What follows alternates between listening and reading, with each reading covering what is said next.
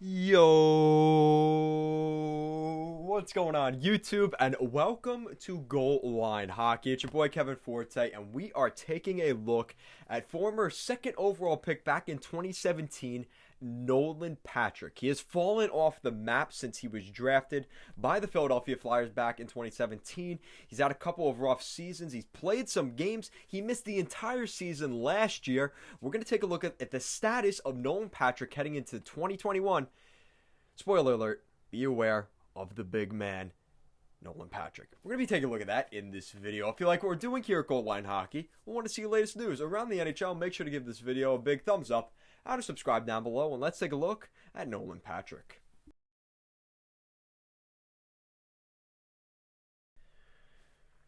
Western Canadian boy, 6'2", 198 pounds, over 140 games in the NHL, former second overall pick, Nolan Patrick. Nolan Patrick may be an interesting name to some of you. A bust in other people's minds, just scratching the surface to others. Nolan Patrick's only 22 years old. He's already played 2 full seasons in the NHL, missed the entire season last year, including the playoff bubble, and was not a part of their playoff run, which unfortunately for them, fortunately for me as an Islander fan, losing to the New York Islanders in 7 games. But Nolan Patrick going into this season, there is a lot of hype around Nolan Patrick in Philly right now. His first 2 seasons in the NHL, he put up 30 and 31 points in consecutive seasons and missed the entire season last year.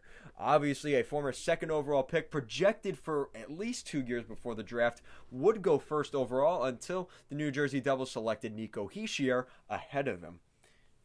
Now, there's been a lot of issues about Nolan Patrick. He's been dealing with potentially, we don't want to get too involved in this, but, mental health issues and just stuff that has not been going on quite well for Nolan Patrick. But it seems like he is ready to go.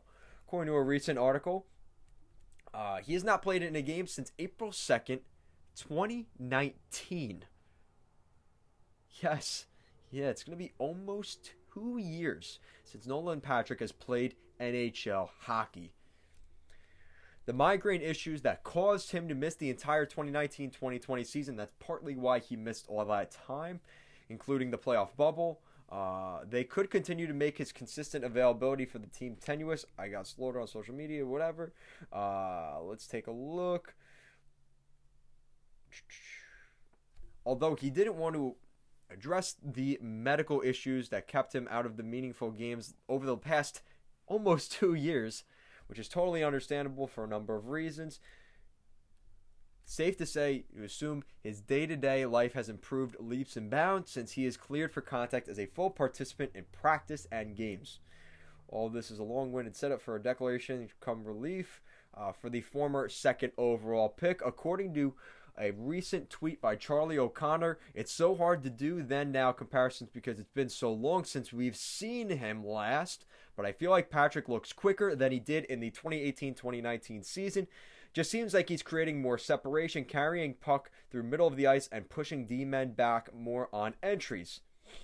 Suggested he skated more decisively than before, and that's a fair theory. In his first 2 seasons, he certainly looked a lot quicker when he was playing more of a north-south game.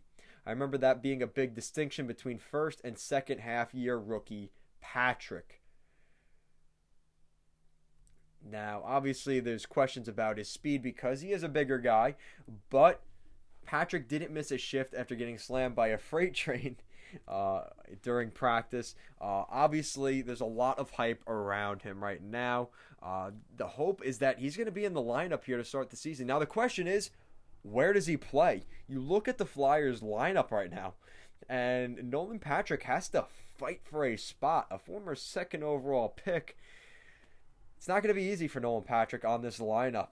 Looking at their group right now, without Nolan Patrick, they have Nolan Patrick listed as the third-line center. Oscar Lindblom, Sean Couturier, Travis Konechny as the first line. Claude Giroux, Kevin Hayes, and Joel Farabee on the second line. Now, this is the good thing for Nolan Patrick, because you look at who he's going to be playing with, James Van Riemsdyk and Jacob Voracek. Now, those two both had considerably, not bad seasons, but below their standard seasons. These are top 6 forwards on most NHL teams. James Van Riemsdyk was a top 6 player in Toronto, and for the majority of Voracek's career in Philly has been a top 6 center. So this is a great opportunity for Nolan Patrick on the third line to continue to develop and play with some really talented players in that group. Now, also, you can mention that he's on the second power play with Van Riemsdyk and Voracek just to add to it. This Flyers team is stacked, and if Patrick gets back on his game, this is more of the reformation line. James Van Riemsdyk and Voracek, along with Nolan Patrick, this is a recipe for disaster, not for the Flyers, but for the rest of that East Division. And I really like what we've seen from Nolan Patrick.